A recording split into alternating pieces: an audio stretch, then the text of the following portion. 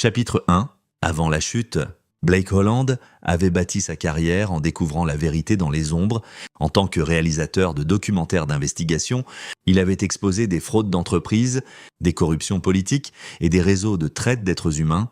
Sa caméra avait fait tomber des personnes puissantes qui se croyaient intouchables. Mais ce matin d'octobre frisqué, en roulant vers Fort Bragg avec son fils Cameron, âgé de 17 ans, à ses côtés, Blake Holland n'avait aucune idée qu'il était sur le point de documenter sa propre destruction. « Tu crois qu'elle va pleurer ?» demanda Cameron, en tripotant le panneau de bienvenue qu'ils avaient fabriqué. Ses cheveux blonds tombèrent sur son front de la même manière que ceux de Camille. Et pendant un instant, la poitrine de Blake se serra d'amour pour le garçon qu'ils avaient élevé ensemble. « Ta mère, elle me frappera probablement pour avoir gardé le secret, » répondit Blake en souriant. « Elle déteste les surprises. Elle adorera celle-ci. Papa ?» Ils avaient passé 8 mois séparés, la plus longue séparation de leur mariage de 15 ans. Camille Strickland Holland, désormais Major Camille Holland, avait été déployé à un poste de formation à l'étranger pendant que Blake et Cameron tenèrent le fort dans leur maison de Charlotte. Les appels vidéo avaient été irréguliers, les lettres encore plus, l'armée avait ses rythmes. Et les familles apprenaient à danser au son de ces rythmes. Blake avait rencontré Camille lors d'un tournage de documentaire dans un centre de réhabilitation pour vétérans. 12 ans plus tôt, elle était alors une jeune sergent, aux yeux vifs et plus farouche que quiconque qu'il avait jamais rencontré. Elle l'avait remis à sa place pour ses conneries hollywoodiennes en moins de 5 minutes lors de leur première conversation. Il était tombé amoureux de son honnêteté, de sa force, de son sens inébranlable du devoir. « J'espère que ça ne va pas perturber ton planning de tournage », dit Cameron calmement. Blake jeta un coup d'œil à son fils, reconnaissant l'inquiétude dans sa voix. « Rien n'est plus important que ça. Le documentaire peut attendre. » Blake posa sa main sur l'épaule de son fils et la serra. Il travaillait sur un sujet sur les familles de militaires, ironiquement, la tension des déploiements, les coûts cachés du service. Il avait interviewé des dizaines d'époux et d'enfants, enregistré leurs larmes et leurs forces, sans jamais imaginer qu'il deviendrait bientôt son propre sujet. Cameron avait mal vécu le déploiement de sa mère, ses notes avaient chuté de A systématique à des B et des C. Il avait quitté l'équipe de soccer. Certaines nuits, Blake l'entendait pleurer à travers la porte de sa chambre, mais ils avaient tenu ensemble, père et fils contre le monde, comptant les jours jusqu'au retour de Camille. « Papa, je peux te demander quelque chose ?» La voix de Cameron était devenue douce, comme quand il prenait son courage à deux mains. « Tout ce que tu veux. »« Cam, est-ce que tu t'inquiètes parfois que maman, qu'elle soit différente, que l'armée l'ait changée ?» Blake réfléchit attentivement à la question. En vérité, les derniers appels vidéo de Camille avaient été distants, distraïtés. Ses yeux ne rencontraient pas tout à fait la caméra. Elle écourtait leur conversation, prétextant de la fatigue ou des réunions urgentes, mais Blake avait mis ça sur le compte du stress, des exigences du commandement. Tout le monde change. Mon grand, la guerre change les gens. La distance change les gens, mais le cœur de qui elle est, ça reste là. C'est toujours ta maman, toujours ma femme. Cameron hocha la tête, mais quelque chose scintilla dans ses yeux. Du doute peut-être, ou de la prescience. Ils arrivèrent à la base à 10h47. Le garde à l'entrée vérifia les accréditations de presse de Blake et son autorisation de visite. Puis les laissa passer. La base s'étendait devant eux. Une petite ville de discipline et de détermination, des soldats en camouflage se déplaçaient avec une efficacité rodée, des drapeaux claquaient dans le vent d'octobre. Ils se forment sur le terrain de parade, dit Blake en consultant le dossier d'information envoyé par l'unité de Camille. Cérémonie de retour. À 11h ZDA.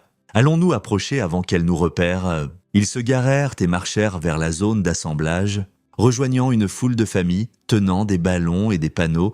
Des enfants sautaient d'excitation, des couples plus âgés se tenaient avec une posture militaire, eux-mêmes vétérans. L'air vibrait d'anticipation et de joie. Blake leva sa caméra professionnelle.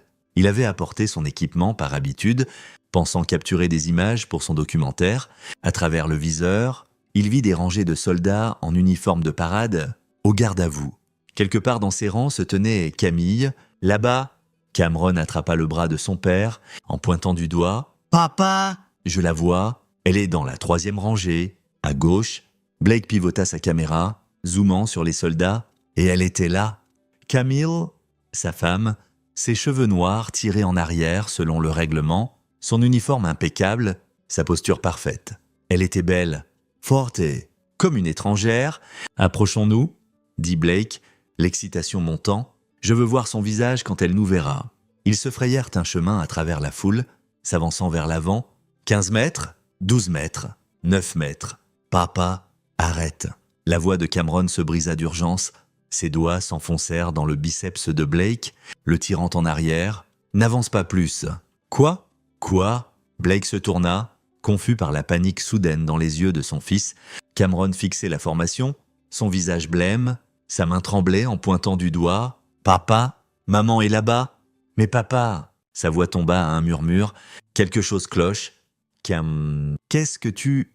Ne regarde pas en arrière, s'il te plaît. » Mais Blake s'était déjà tourné. Il leva à nouveau sa caméra, zoomant au-delà de Camille vers les soldats à ses côtés. Un colonel, son uniforme orné de plus de rubans que Blake n'en pouvait compter. L'homme était grand, probablement 91 mètres, avec des cheveux grisonnants et un visage buriné qui suggérait des années de commandement. Colonel Darren Walter, selon l'étiquette de nom que Blake pouvait distinguer à travers son objectif. Et puis Blake le vit, la chose que Cameron avait essayé de lui épargner, la main du colonel, pendant à son côté, la main de Camille, pendant à son côté, leurs doigts entrelacés, cachés de la vue frontale par l'angle de leur corps, visibles seulement de l'endroit où Blake et Cameron se tenaient.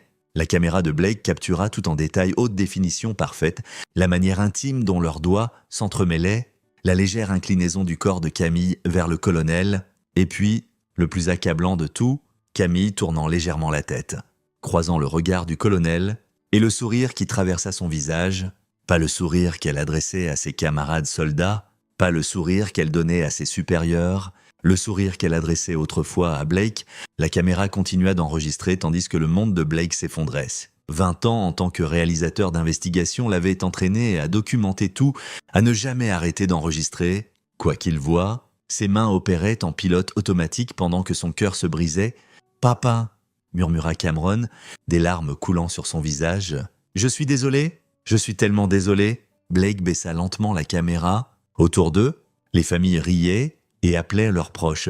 De la musique jouait des haut-parleurs, des enfants agitaient des drapeaux, et Blake Holland se tenait figé, son fils pleurant à ses côtés, fixant sa femme tenant la main d'un autre homme. Pas juste un autre homme, son officier commandant. La trahison le frappa par vagues. 8 mois d'appels vidéo fidèles et de messages. « Je t'aime », 8 mois où Cameron pleurait pour s'endormir pendant que sa mère couchait avec son colonel. 8 mois où Blake refusait des opportunités de travail pour rester à la maison avec leur fils. Étant à la fois père et mère, tenant la famille unie, tout cela un mensonge. « On doit partir », dit Blake calmement, sa voix sonnait morte, même à ses propres oreilles. Maintenant, mais quelque chose en Blake Holland, la partie qui avait passé 2 décennies à chasser la vérité et à exiger des responsabilités, refusait de fuir. Il leva à nouveau la caméra, cette fois enregistrant tout avec une précision professionnelle froide. Le colonel, Camille, leur intimité cachée, les témoins autour d'eux qui savaient sûrement l'insigne de l'unité, les détails de la cérémonie, des preuves. Ils rassemblaient des preuves. « Papa, s'il te plaît » Cameron supplia. « 1 minute » J'ai besoin d'1 minute de plus.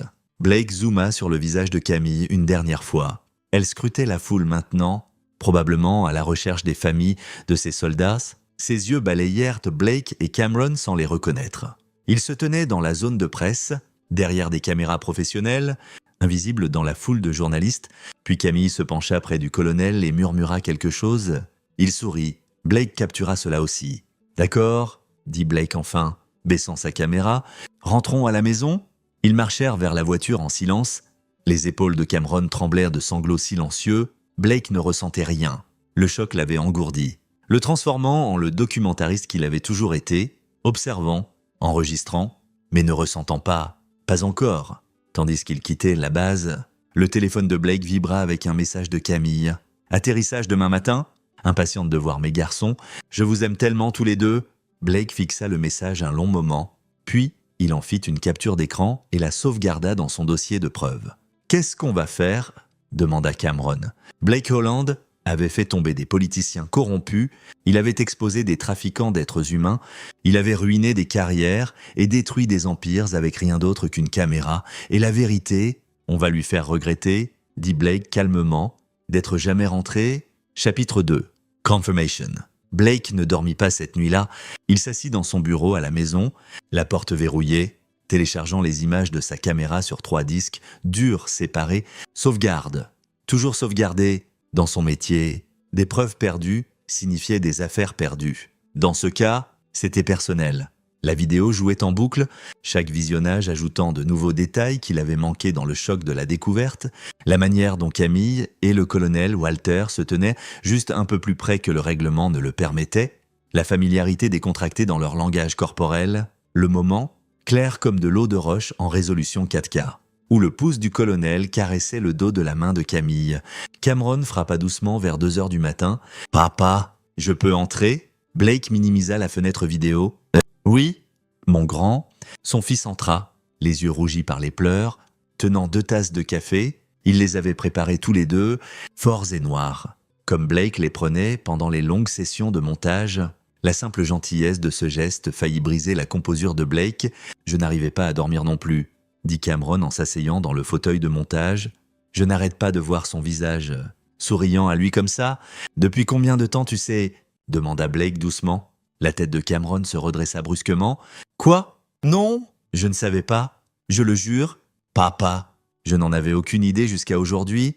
Mais je... » Il s'interrompit, l'air misérable. « Mais quoi ? Le mois dernier, maman m'a appelé en vidéo quand tu étais à l'épicerie. Elle semblait bizarre, distraite. Puis j'ai entendu une voix d'homme en arrière-plan. Elle a dit que c'était juste un collègue qui passait en revue des rapports. La voix de Cameron se brisa. Elle avait l'air coupable. Je ne voulais pas croire que ça signifiait quelque chose. » Blake tendit la main et serra celle de son fils. « Ce n'est pas ta faute. »« Cam, rien de tout ça n'est de ta faute. Qu'est-ce que tu vas faire ?» C'était la question. Blake avait passé les 6 dernières heures à passer en revue des scénarios « Confrontation »,« Divorce »,« Exposition publique ». Chaque option semblait à la fois trop dure et pas assez dure. « J'ai besoin de plus d'informations d'abord », dit Blake. « J'ai besoin de comprendre jusqu'où ça va. Depuis combien de temps ça dure ? Qui d'autre est au courant ? Tu enquêtes sur elle ? » ?»« Oui. » Cameron hocha lentement la tête. Assimilant cela, à 17 ans, il était assez grand pour comprendre la complexité, pour voir au-delà du simple bien et mal. « Je peux aider. » Le premier instinct de Blake fut de protéger son fils, de le mettre à l'abri de la laideur. Mais Cameron méritait d'avoir son mot à dire. Sa famille se désintégrait aussi. « Tu peux aider en étant fort, en allant à l'école, en agissant normalement quand elle rentrera demain. Tu peux faire ça ? Je peux essayer. » Cameron marqua une pause. « Papa, peu importe ce que tu prévois, je suis de ton côté. » Complètement. Après le départ de Cameron, Blake ouvrit son ordinateur portable et commença ce qu'il faisait le mieux, enquêter. Il commença par le colonel Darren Walter, âge 48 ans, 26 ans de service militaire, marié à Stacy McWalter depuis 18 ans, 2 filles, âgées de 15 et 12 ans, officier décoré, multiple commendations. D'après tous les comptes, un soldat modèle, Blake creusa plus profondément, utilisant les réseaux qu'il avait construits au fil des années d'enquête, un ami journaliste à l'Army Times, un avocat militaire qu'il avait consulté pour son documentaire, une source au Pentagone qui lui devait une faveur. À l'aube, il avait d'un profil. Le colonel Darren Walter avait une réputation, pas officiellement. Rien dans son dossier, rien d'actionnable, mais des murmures le suivaient, trop amical avec les subordonnées féminines, une épouse qui semblait de plus en plus absente des fonctions militaires, 3 affectations différentes en 5 ans, ce qui suggérait soit une excellente progression de carrière, soit quelqu'un qui restait en avance sur les conséquences. Blake trouva les réseaux sociaux de Stacy Walter. Ses publications racontaient une histoire, une femme essayant de maintenir la normalité pendant que son mari se déployait ou déménageait répétément, des photos de ses filles à des événements scolaires. Toujours juste la mère et les filles. Pas de père en vue. Son sourire semblait de plus en plus forcé au fur et à mesure de la chronologie. Les publications les plus récentes, datant de 3 mois, avaient cessé complètement. À 6 heures du matin, Blake appela Hugh Olsen, son plus vieil ami et parfois caméraman sur des projets de documentaire. « Ça a intérêt à être important », grogna Hugh. « Je ne suis même pas réveillé. J'ai besoin d'une faveur. » Une grosse... Quelque chose dans la voix de Blake dut alerter Hugh, car son ton changea immédiatement. « Qu'est-ce qui s'est passé ? Camille a une liaison avec son officier commandant. J'ai besoin de savoir tout sur lui, sur elle, sur ce qui s'est passé à l'étranger, et j'en ai besoin documenté, si chaudiment, que quand ça deviendra public. » Il n'y aura pas de place pour le doute. Silence à l'autre bout. Puis, Jésus, Blake, je suis désolé. Ne sois pas désolé. Aide-moi à les clouer. Quand est-ce qu'on commence ? Elle atterrit à Charlotte Douglas à 9h45. J'ai besoin de surveillance sur elle dès qu'elle touche le sol. Dossier de téléphone portable si tu peux les obtenir. Reçu de voyage. Tout, Blake. Ce que tu décris, une partie est illégale, sans mandat. Je sais, une autre pause. Tu vas vraiment le faire ? Je vais vraiment le faire ? D'accord ? Donne-moi 2 heures pour rassembler du matériel et une équipe. Blake raccrocha et fixa le mur de son bureau. Des photos de sa carrière le couvraient, des personnes puissantes capturées dans des moments de vérité, le visage d'un sénateur confronté à des preuves de corruption, une PDG réalisant que son empire était sur le point de s'effondrer, un trafiquant d'êtres humains s'effondrant pendant un interrogatoire. Il avait toujours cru en la responsabilité, en les conséquences, en le pouvoir de la vérité pour détruire les mensonges. Maintenant, c'était personnel. Son téléphone vibra. Un autre message de Camille. Impatiente de voir mes garçons, je prends le petit déjeuner avec vous ou je vous rejoins à la maison. Vous me manquez tellement tous les deux. Les mensonges faciles, la manipulation décontractée. Blake se demanda combien de fois elle avait envoyé ces messages en étant au lit avec Walter. Il répondit « Rejoins-nous à la maison ? Cameron et moi préparerons ton préféré. Pain perdu et bacon. Bienvenue à la maison ? Cœur rouge. » L'emoji cœur lui fit l'effet d'avaler du verre, mais Blake avait besoin qu'elle soit à l'aise. Sans soupçon, à 9h. Blake réveilla Cameron et ils roulèrent vers l'aéroport en silence. Blake avait coaché son fils pendant le trajet, agit joyeusement. « Serre-la dans tes bras. Dis-lui que tu l'as manqué. On a besoin de temps pour se préparer. Compris ?» Hocha Cameron, la mâchoire serrée. « Je peux le faire. Je sais que tu peux. Mon grand, tu es plus fort que tu ne le sais. » Ils se garèrent et marchèrent dans le terminal des arrivées. Envoya un message disant qu'il était en position avec l'équipement caméra. Filmant de loin, Blake avait 3 autres caméramans de son équipe de documentaire positionnés autour de l'aéroport, tous instruits de documenter tout. À 10h15, Camille émergea du terminal en vêtements civils, jeans et un pull noir que Blake lui avait acheté pour leur anniversaire 2 ans plus tôt. Elle avait l'air fatiguée mais belle. Son visage s'illumina quand elle les vit. « Mes garçons ?» Elle lâcha son sac et courut vers eux. Les bras tendus, Cameron l'atteignit en premier. Blake regarda son fils embrasser sa mère, le vit enfouir son visage dans son épaule pour cacher ses larmes. Des larmes de perte. Pas de joie, mais Camille ne verrait pas la différence. Puis ce fut le tour de Blake. Elle enroula ses bras autour de lui et il sentit son parfum, quelque chose de nouveau, quelque chose qu'il ne lui avait jamais acheté, et sentit l'étrangeté de son corps après 8 mois de séparation. « Tu m'as tellement manqué ?» murmura-t-elle à son oreille. « Tu nous as manqué aussi ?» dit Blake, et il le pensait. Il regrettait la femme qu'il avait cru qu'elle était. Ils récupérèrent ses bagages et marchèrent vers la voiture. Camille bavarda sur le vol, sur comme c'était bon d'être à la maison, sur toutes les choses qu'elle voulait faire en famille. Blake hocha la tête et sourit et détesta chaque seconde. Son téléphone vibra avec un message de Hugues. Tout capturé. Je te rejoins chez toi dans 1 heure. À la maison. Cameron et Blake servirent le petit déjeuner promis pendant que Camille prenait une douche. Blake remarqua qu'elle avait emporté son téléphone dans la salle de bain avec elle. 15 minutes plus tard, elle émergea rafraîchie et s'assit pour manger. « C'est parfait », dit-elle en serrant la main de Blake à travers la table. « Vous avez tout fait tourner si bien. Je suis si fier de vous deux. On avait un bon système », dit Blake calmement. « Cam et moi sommes devenus une sacrée équipe. Je parie ?» Camille se tourna vers Cameron. « Comment va l'école ?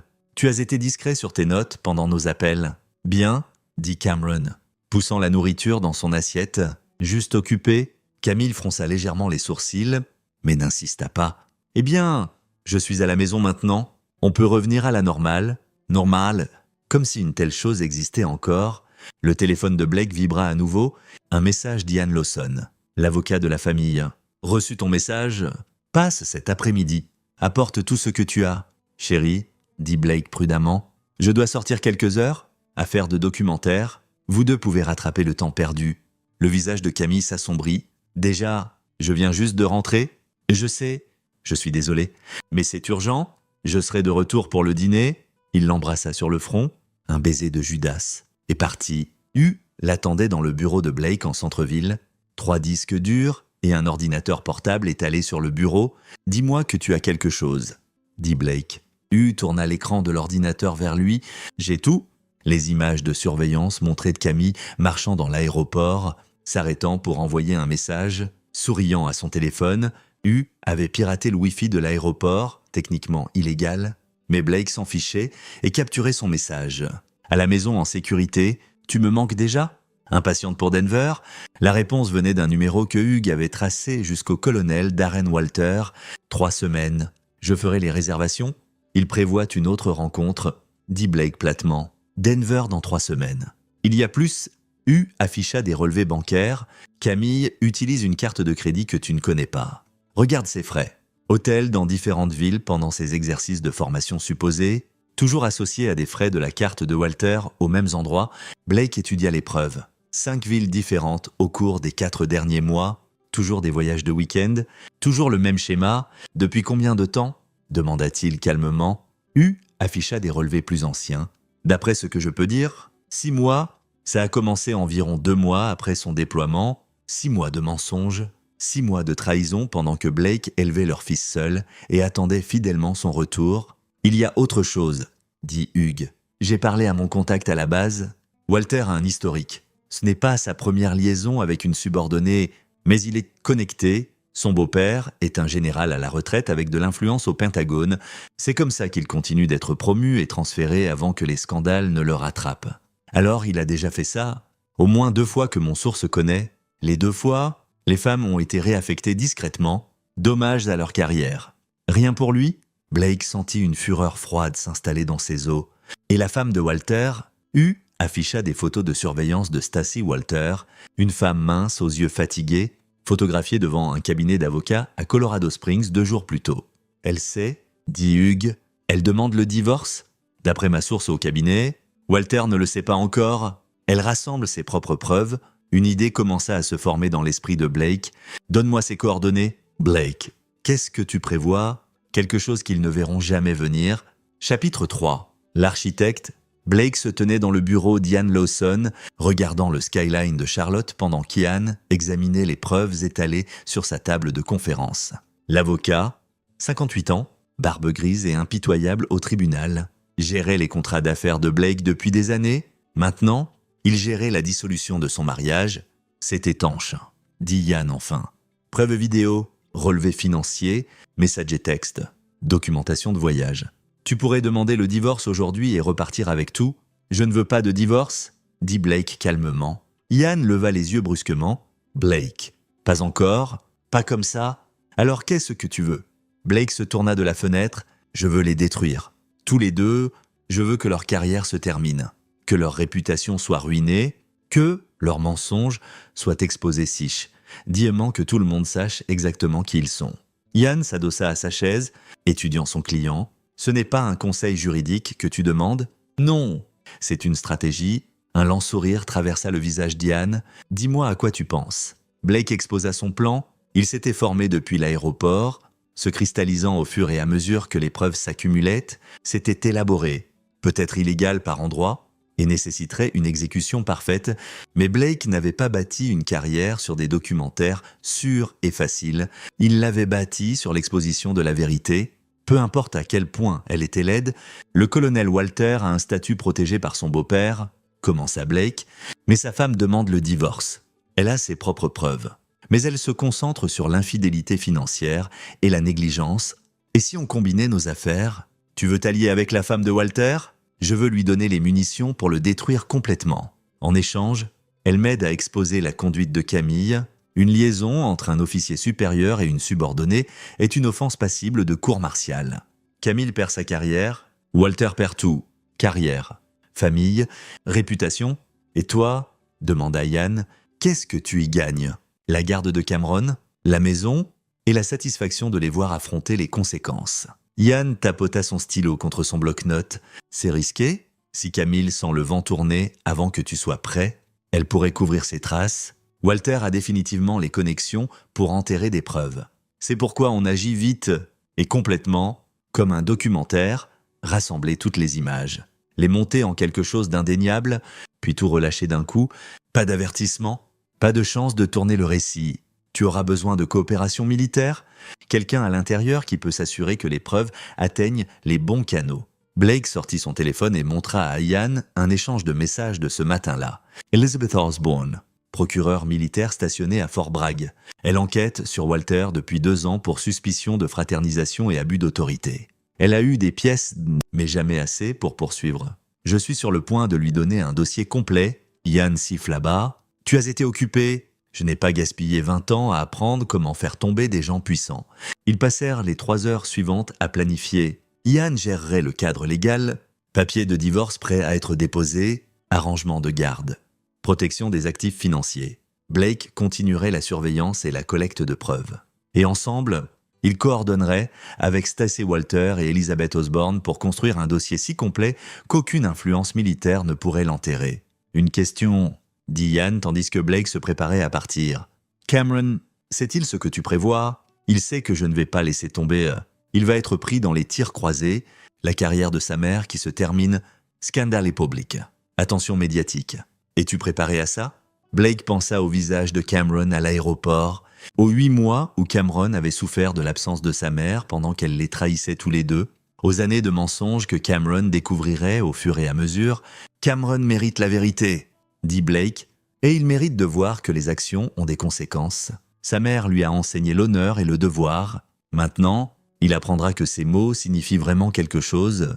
Ce soir-là, Blake fit asseoir Cameron dans le bureau. « Je dois te dire ce que je prévois, » dit Blake, « parce que ça va devenir moche, et tu mérites de savoir ce qui arrive. » Il exposa tout, les preuves, la stratégie, la chronologie.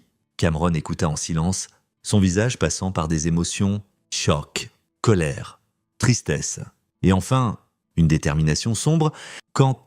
demanda Cameron. « 3 semaines. Quand ils sont censés se rencontrer à Denver, c'est là qu'on frappe. Pourquoi attendre?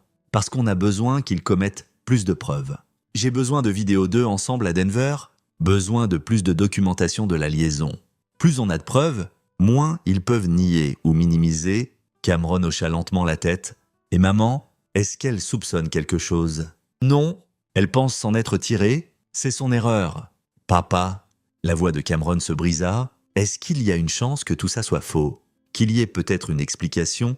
Blake afficha les images de surveillance sur son ordinateur, les frais d'hôtel, les messages textes, la vidéo de la base. Il laissa Cameron voir tout. « J'aimerais qu'il y en ait une, » dit Blake calmement. « Mais il n'y en a pas. Je suis désolé. » Mon grand, Cameron regarda en silence, des larmes coulant sur son visage. Quand la vidéo se termina, il essuya ses yeux et redressa les épaules. « D'accord, » dit-il. « Qu'est-ce que tu as besoin que je fasse? J'ai besoin que tu agisses normalement, que tu ailles à l'école, que tu sois son fils. Ne révèle rien. Tu peux faire ça? Je le fais déjà depuis 2 jours. Je sais, et je suis fier de toi. » Le lendemain matin, Blake reçut un email sécurisé d'Elizabeth Osborne. Ils avaient parlé brièvement au téléphone la veille, et elle avait été prudente mais intéressée. Maintenant, elle était pleinement engagée. M. Holland. J'ai examiné les preuves préliminaires que vous avez partagées. Si vous avez la documentation d'une liaison en cours entre le Major Holland et le colonel Walter, je peux garantir des poursuites, mais j'ai besoin de preuves complètes, témoignages oculaires, communications, relevés de voyage et preuves vidéo montrant à la fois la liaison et tout abus d'autorité. Je serai franche avec vous. Le colonel Walter a échappé à la responsabilité 2 fois avant décès. Il est prudent, connecté et sait comment manipuler le système. Si on fait ça, on doit le frapper si fort qu'il ne puisse pas s'en remettre. Des demi-mesures ne feront que l'alerter et lui donner le temps de détruire des preuves. Je comprends que votre motivation est personnelle, mais j'ai besoin que vous compreniez la mienne. J'ai vu Walter endommager des carrières et manipuler des femmes sous son commandement pendant des années. Le Major Holland n'est peut-être pas innocente, mais elle n'est pas la première subordonnée qu'il cible. Assurons-nous qu'elle soit la dernière, capitaine Elizabeth Osborne. Yag. Blake répondit immédiatement, partageant le dossier de preuves complet. 2 heures plus tard, son téléphone sonna. M. Holland. C'est du travail remarquable, dit Elizabeth. Avec ce niveau de documentation, je peux porter des accusations de fraternisation, conduite indigne d'un officier et abus d'autorité. Tous les 2 affronteront une cour martiale. Quelle est la chronologie? J'ai besoin de confirmation qu'ils sont toujours impliqués. Vos preuves datent du déploiement. S'ils continuent la liaison aux États-Unis, Ça renforce le dossier exponentiellement. Ils se rencontrent à Denver dans 3 semaines. Je documenterai tout. Bien. J'aurai besoin que vous témoigniez quand le moment viendra, ainsi que votre fils. Êtes-vous préparé à ça? Blake jeta un coup d'œil à la chambre de Cameron. Nous le sommes. Alors, enterrons-les. Les 2 semaines suivantes passèrent dans un théâtre prudent. Camille se réinstalla dans la vie de famille. Apparemment inconsciente qu'elle était documentée constamment, Blake avait des caméras partout dans la maison, légales en Caroline du Nord pour les propriétaires d'enregistrer leur propre propriété. Capturant chaque moment, elle appelait Walter en vidéo quand elle pensait que Blake et Cameron dormaient. Blake enregistrait tout. Elle faisait des plans pour Denver, prétendant que c'était une réunion militaire. Blake traça la réservation d'hôtel jusqu'à la même carte de crédit qu'elle avait utilisée pour les liaisons précédentes. Elle disait à Cameron qu'elle était fière de lui pour avoir tenu la famille ensemble. Blake captura cela aussi, l'ultime hypocrisie, et chaque nuit, Blake montait des images dans son bureau, construisant un documentaire qui servirait de preuve pour les poursuites. Il l'appela « Le retour au foyer » et le structura comme ses autres pièces d'investigation, établir la relation, montrer la trahison, documenter le schéma, prouver le dossier.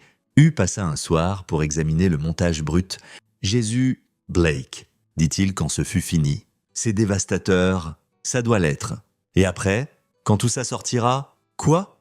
Ta carrière, tu as bâti ta réputation sur un travail documentaire objectif, c'est profondément personnel. Certains diront que tu as perdu ton objectivité, que tu n'es qu'un mari trompé cherchant la vengeance. » Blake réfléchit à cela. « Alors laisse-les le dire. J'ai passé 20 ans à montrer que la vérité compte, que les gens puissants doivent affronter des conséquences. Si je ne peux pas appliquer ça à ma propre vie, à quoi bon? » 5 jours avant Denver, Blake reçut un appel de Stacy Walter, M. Holland. « C'est Stacey? Votre avocat m'a donné votre numéro. » Sa voix était stable, mais Blake entendit la douleur sous-jacente d'elle. Il la reconnaissait parce qu'il portait la même blessure. « Madame Walter, merci d'appeler. J'ai vu vos preuves. Elles correspondent à ce que j'ai rassemblé au cours de l'année passée. Mon avocat pense qu'on peut coordonner nos affaires. Je pense aussi... M. Holland. Blake, je veux que vous compreniez quelque chose. Je ne vous hais pas, ni votre femme. Je suis en colère? Oui. Trahié. Absolument. Mais j'ai déjà vécu ça avant avec Darren. C'est qui il est? Votre femme peut être beaucoup de choses, mais elle n'est pas la méchante ici. Elle est aussi sa victime. La mâchoire de Blake se serra. C'est une adulte qui a fait des choix conscients pour trahir sa famille. C'est une officier subordonnée en relation avec son officier commandant. La dynamique de pouvoir rend ça compliqué. Pas assez compliqué pour l'excuser. Stacey soupira. On n'a pas besoin d'être d'accord là-dessus. Mais on peut s'accorder sur le fait qu'ils doivent tous les deux affronter des conséquences. M'enverrez-vous votre dossier complet? Blake partagea tout. 2 heures plus tard, Stacey rappela « C'est plus que ce que j'avais, beaucoup plus. Avec ça, mon divorce devient simple. Et Darren, il ne perdra pas seulement sa carrière, il perdra sa pension, sa réputation, peut-être affronter des accusations criminelles. Bien, Blake, êtes-vous sûr de vouloir faire ça? Une fois qu'on commence, il n'y a pas de retour en arrière. Votre femme perdra tout aussi sa carrière, sa réputation, peut-être sa relation avec votre fils. Êtes-vous préparé à ça? » Blake pensa au visage de Cameron à l'aéroport, aux 8 mois d'attente loyale, aux mensonges sur mensonges sur mensonges. « Je suis préparé, dit-il. Alors finissons-en. Chapitre 4. Direction Denver. Le matin où Camille partit pour Denver, Blake prépara à nouveau son petit déjeuner préféré, une ironie qui n'échappa pas à Cameron, qui aida silencieusement son père à cuisiner, pendant que Camille se douchait et faisait ses valises à l'étage. « Ça semble faux, » murmura Cameron en mettant la table, comme si on tendait un piège. « On tend un piège, » répondit Blake, et elle marche droit dedans. Camille descendit à 8 heures, roulant sa valise derrière elle. Elle portait des vêtements civils, jaune sombre, et un chemisier bordeaux que Blake n'avait jamais vu avant. Acheté pour Walter, probablement. Tout semblait souillé maintenant. « Vous n'aviez pas besoin de faire tout ça? Les garçons, dit-elle en embrassant le front de Cameron puis la joue de Blake. « Je ne serai parti que 3 jours. Réunion militaire. C'est ça? » demanda Blake, sa voix neutre. « Avec ton ancienne unité? » Exactement. Cérémonies ennuyeuses et histoire de guerre. Je serai de retour dimanche soir. Les mensonges venaient si facilement à elle. Blake se demanda comment il avait pu les manquer avant. Le confort décontracté avec la tromperie. La capacité à le regarder dans les yeux et à fabriquer des scénarios entiers. Amuse-toi bien. dit Blake en serrant sa main. Dis bonjour à tes amis de notre part. Après que Camille fut partie pour l'aéroport, Blake et Cameron passèrent immédiatement à l'action. Arriva avec l'équipement à 8h30. Et à 9h, ils étaient en vol sur un charter pour Denver. Blake l'avait réservé des semaines plus tôt. Dès qu'il avait confirmé les plans de voyage de Camille, « Tu la suis vraiment à travers le pays ?» dit Hugh, en vérifiant l'équipement caméra. « Je documente un sujet de documentaire, » corrigea Blake. « Il y a une différence, Hugh ricane. Continue de te le dire. » Ils atterrirent à Denver à midi, heure des Rocheuses, et s'enregistrèrent dans un hôtel à 3 pâtés de maison de celui où Camille et Walter avaient réservé. Blake avait une équipe de 4 caméramans stationnés autour de la ville, à l'aéroport, devant l'hôtel et dans des unités mobiles prêtes à suivre les sujets. Ian Lawson avait volé séparément et coordonnait déjà avec l'avocat de Stacey Walter pour le divorce. Elizabeth Osborne avait organisé une surveillance via la police militaire, opérant sous le couvert d'une enquête séparée. Tout convergeait. Le téléphone de Blake vibra à 14h15, message de son équipe à l'aéroport. Sujet arrive. Descente au bagage. Pas de signe visible de vigilance. Elle était là, dit Blake à Hugh. Bougeons. Ils prirent position dans le hall de l'hôtel, caméras dissimulées dans des mallettes et sacs à épaules, matériel professionnel déguisé en équipement de touriste. Blake avait appris des années plus tôt que la meilleure surveillance semblait complètement ordinaire. Camille arriva à 15h30. S'enregistrant sous son propre nom, elle alla dans sa chambre. Blake avait le numéro grâce au hack du système hôtelier de Hugh et y resta 40 minutes. La caméra thermique de Blake, pointée sur sa fenêtre depuis l'autre côté de la rue, la montrait se déplaçant, probablement en train de se doucher et de se changer. À 16h20, le colonel Darren Walter arriva en voiture de location. L'équipe de rue de Blake le captura en train de se garer, d'entrer dans le hall et de prendre l'ascenseur. Il alla directement à la chambre de Camille et frappa. 3 minutes plus tard, à travers la caméra thermique, Blake vit 2 signatures thermiques se fondre en une. « Capturé », dit Hugh en marquant l'horodatage. Documentation d'une rencontre seule dans une chambre d'hôtel. Ça montre l'opportunité ? Pas assez, dit Blake. J'ai besoin de preuves de la liaison, pas juste d'opportunité. On attend.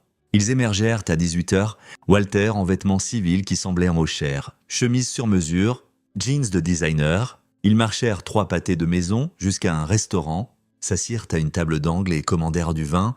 L'équipe de Blake était à l'intérieur. Caméra roulant sous plusieurs angles, Blake regarda via un flux en direct sur sa tablette. Ils s'assirent près, partagèrent de la nourriture de leurs assiettes respectives, et au milieu du dîner, Walter tendit la main à travers la table et prit celle de Camille ouvertement. Plus besoin de se cacher. À Denver, loin de la base, il se sentait en sécurité. « Tu captures ça ?» confirma Blake avec son caméraman à l'intérieur. Tous les angles, images claires d'intimité physique. Ça combiné à la rencontre à l'hôtel, rend l'intention assez claire. Après le dîner, ils marchèrent dans le centre-ville de Denver en se tenant la main, Blake suivit à distance, sa propre caméra enregistrant. Ils s'arrêtèrent devant une bijouterie et Walter attira Camille près de lui, l'embrassant en pleine vue publique. Blake zooma. Capturant chaque détail, derrière lui, Hugh murmura « Jésus, il n'essaie même pas de le cacher. » « Pourquoi le ferait-il » dit Blake amèrement. « Ils pensent être en sécurité. Juste 2 personnes amoureuses, faisant un voyage de week-end ensemble, pas de conséquences. » Ils retournèrent à l'hôtel à 21h. La caméra thermique de Blake les montra dans la chambre de Camille jusqu'au matin. Le jour suivant suivit un schéma similaire. Petit déjeuner ensemble. Shopping. Walter acheta un collier à Camille, capturé par la caméra de Blake. Déjeuner dans un restaurant différent. Un film dans un cinéma d'art et d'essai. Tout ce qu'un couple ferait, tout ce que Blake faisait autrefois avec Camille, avant l'armée, avant Walter, avant que tout s'effondre. Ce soir-là, Blake rencontra Elizabeth Osborne dans une salle de conférence d'un cabinet d'avocats en centre-ville. Elle avait volé discrètement, examinant les preuves au fur et à mesure qu'elles arrivaient. « C'est une documentation extraordinaire, dit-elle en défilant les fichiers vidéo. Rencontres à l'hôtel, démonstration publique d'affection, preuves de cadeaux, combinées à vos preuves existantes du déploiement, je peux prouver une fraternisation en cours entre un officier et une subordonnée. C'est une offense passible de cour martiale pour tous les deux.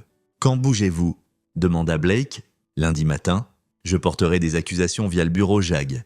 La police militaire interrogera les 2 sujets séparément.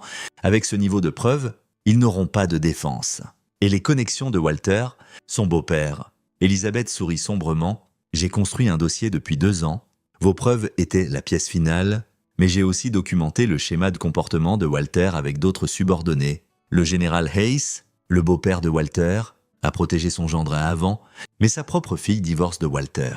Et je me suis assuré que le général Hayes sache que s'il interfère avec ses poursuites, je rendrai public sa protection des fautes précédentes de Walter. Il ne va pas risquer sa propre réputation pour sauver Walter maintenant. Blake hocha lentement la tête. Donc ça marche vraiment. Ils affrontent vraiment des conséquences. Ils le font. J'aurais besoin que vous et Cameron fournissiez des déclarations et éventuellement témoigniez à la cour martiale. Êtes-vous préparés à ça? Nous le sommes. M. Holland. Blake. J'ai besoin de demander, pourquoi de cette manière? Vous auriez pu confronter votre femme en privé? Demander le divorce? Éviter tout ce spectacle. Pourquoi la collecte de preuves élaborées? Blake pensa à sa carrière, aux politiciens corrompus et criminels d'entreprises qu'il avait exposés, aux victimes qu'il avait remerciées de leur donner justice, parce que j'ai passé ma carrière à montrer que les gens puissants n'ont pas de traitement spécial, juste parce qu'ils sont puissants.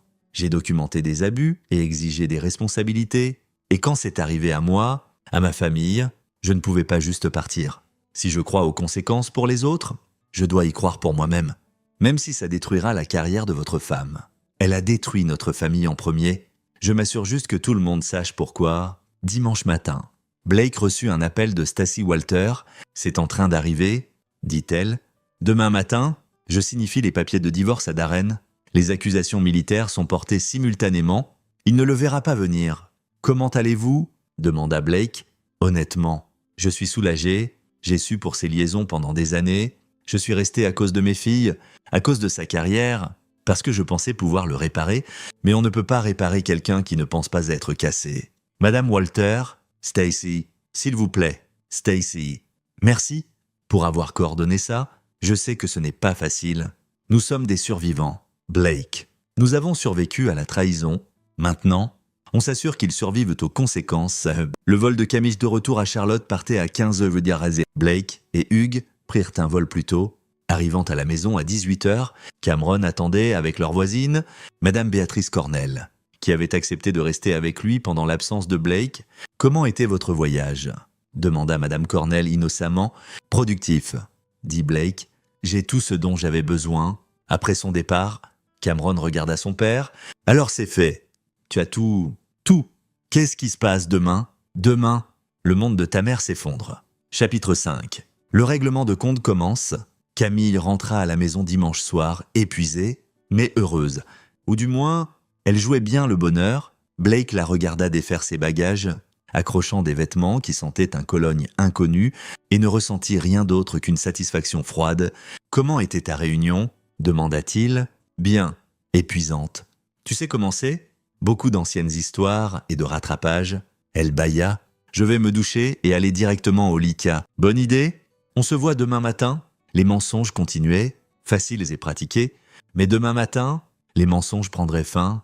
Blake resta éveillé tard dans son bureau, examinant la documentation finale avec Ian Lawson via appel vidéo. « Elizabeth Osborne porte des accusations à 8h demain, » dit Ian. « La police militaire les amènera tous les deux pour interrogatoire à 9h. » Simultanément, l'avocat de Stacy signifie les papiers de divorce à Walter.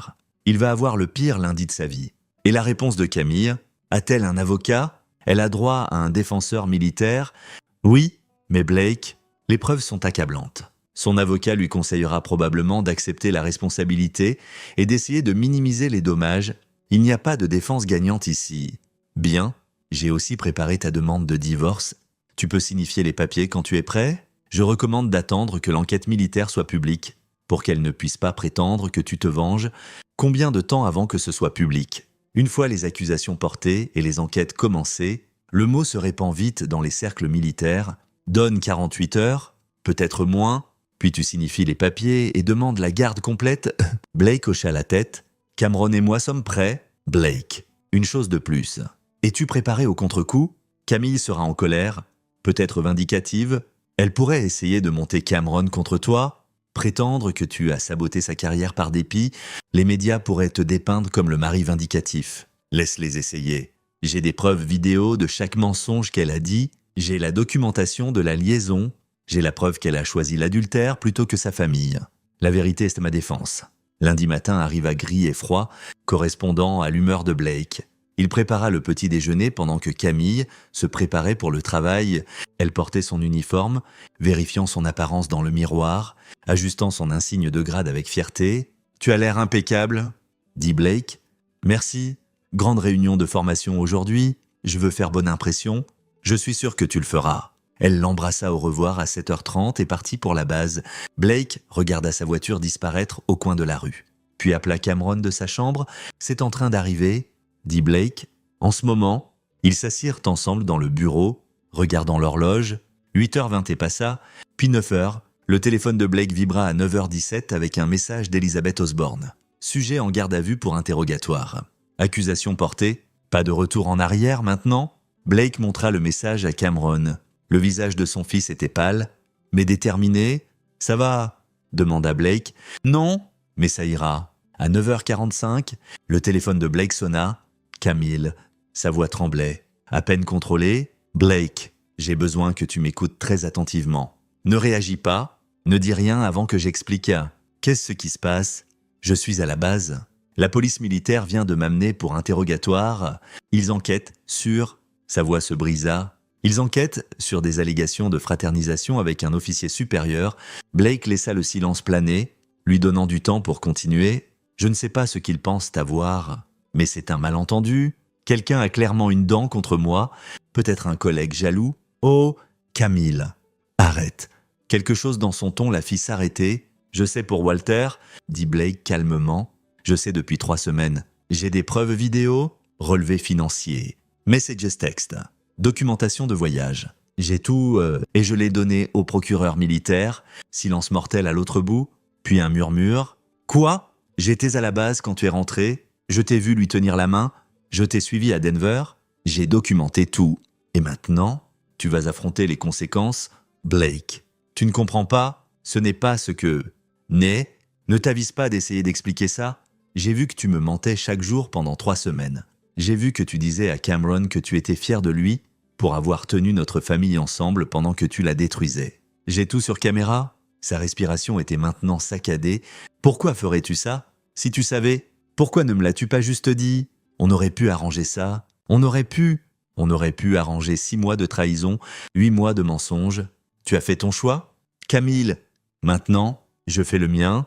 Espèce de salaud. » Sa voix devint froide. « Tu m'as piégé. Tout ça était un piège. » Oui ? Tout comme tu as piégé Cameron et moi dans 8 mois à nous demander pourquoi tu semblais distante. Pourquoi tu écourtais les appels ?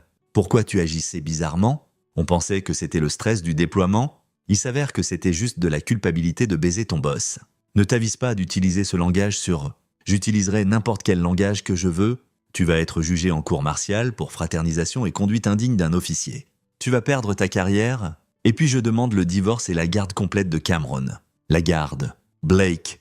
Non, tu ne peux pas me prendre Cameron. Je l'ai déjà fait. Il sait tout. Il t'a vu à la base lui tenant la main. Il a vu les vidéos. Il sait quel genre de mère tu es. Laisse-moi lui parler. Passe-moi Cameron. Non. Blake, s'il te plaît. J'ai fait des erreurs, mais je suis toujours sa mère. Laisse-moi expliquer. Tu n'expliques pas. Tu vis avec les conséquences. Au revoir.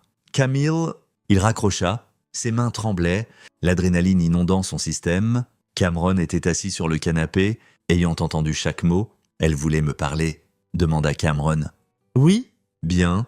Je ne veux pas lui parler. » Le téléphone de Blake sonna immédiatement à nouveau. « Camille ». Il refusa l'appel. Elle appela 4 fois de plus en succession rapide. Blake bloqua son numéro. À 11h, Yann appela. « La police militaire vient de me contacter. Le major Holland demande la permission de parler à sa famille. Je leur ai dit pas de contact sauf supervisé. » Elle a aussi été assignée un avocat de la défense, le capitaine Christy Hart. Hart m'a appelé pour pêcher des informations sur tes preuves. Je lui ai envoyé un aperçu de ce qu'on a. Elle conseillera probablement à sa cliente d'accepter un accord. Quel genre d'accord ? Démissionner de sa commission au lieu d'une cour martiale. Éviter la prison, mais perdre tous les avantages et prendre une décharge déshonorante. Du point de vue de l'armée, c'est plus propre qu'un procès public. Et Walter, il est dans une position pire. Multiples accusations de fraternisation, abus d'autorité, et maintenant le divorce de Stacy est public. Son beau-père a apparemment refusé de prendre ses appels. Le capitaine Osborne pense qu'il sera jugé en cour martiale quand même. Bien. À 14 heures, Blake reçut un email du capitaine Christy Hart, l'avocat de Camille. M. Holland. Je représente le major Camille Holland concernant l'enquête militaire.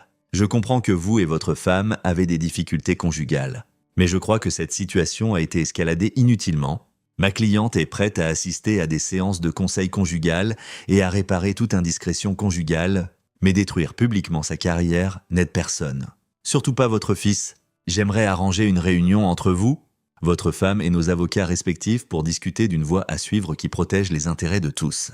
Particulièrement votre enfant, veuillez m'appeler au plus tôt. Blake forwarda l'email à Ian avec un seul mot, non.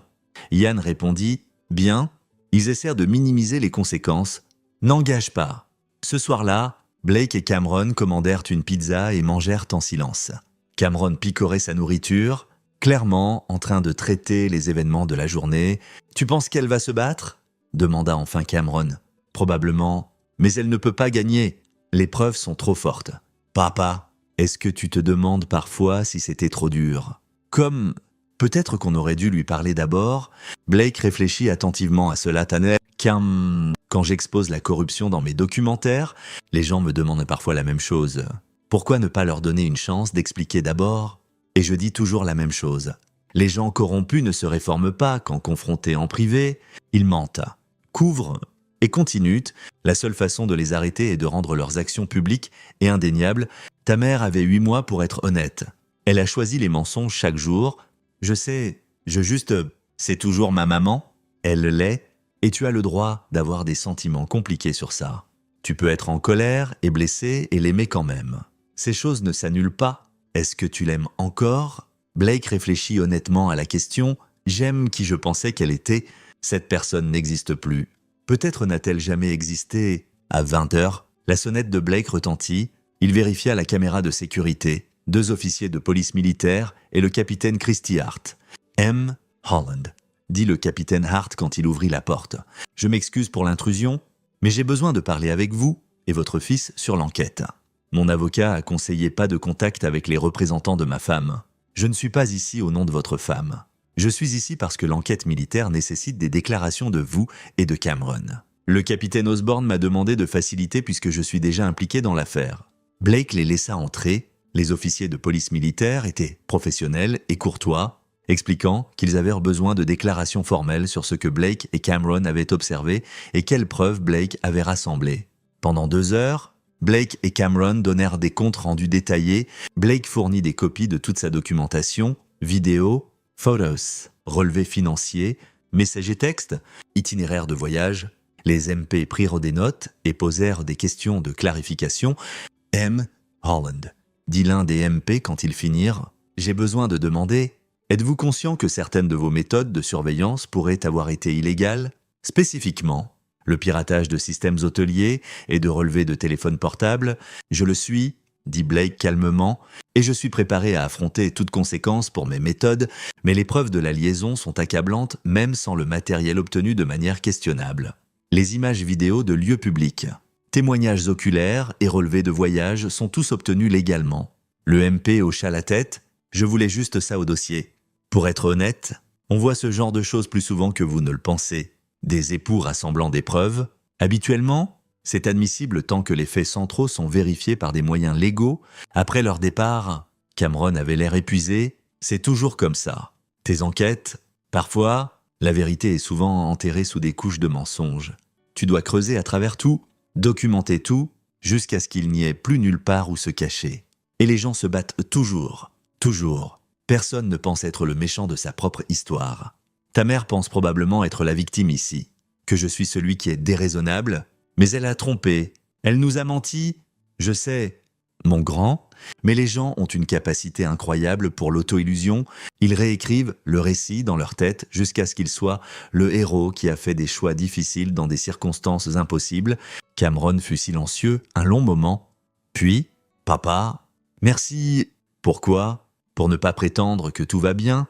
Pour ne pas me forcer à agir comme si rien ne s'était passé, certains parents de mes amis ont divorcé et leurs parents les ont fait prétendre que tout était OK, comme si rien n'avait changé. Tu me laisses être en colère ?» Blake attira son fils dans une étreinte. « Tu as le droit de ressentir ce que tu ressens. En colère, triste et confus, tout, ce n'est pas ta faute. Et tu n'as pas à performer le bonheur pour qui que ce soit. » Chapitre 6. Désintégration. Mardi matin. La nouvelle de l'enquête s'était répandue dans les cercles militaires. Le téléphone de Blake vibrait constamment avec des appels de journalistes qui avaient entendu des rumeurs d'une affaire de fraternisation impliquant un officier décoré et un major avec un dossier stellaire. Blake refusa toutes les interviews. Ce n'était pas à propos de l'attention médiatique. C'était à propos de la responsabilité. À 10 heures, Yann appela. L'avocat de Camille pousse pour une réunion. Ils veulent discuter d'un règlement. Elle démissionne discrètement. Tu acceptes de ne pas poursuivre une divulgation publique. Et vous arrangez les arrangements de garde. Pas de divulgation publique. C'est leur plus grande préoccupation.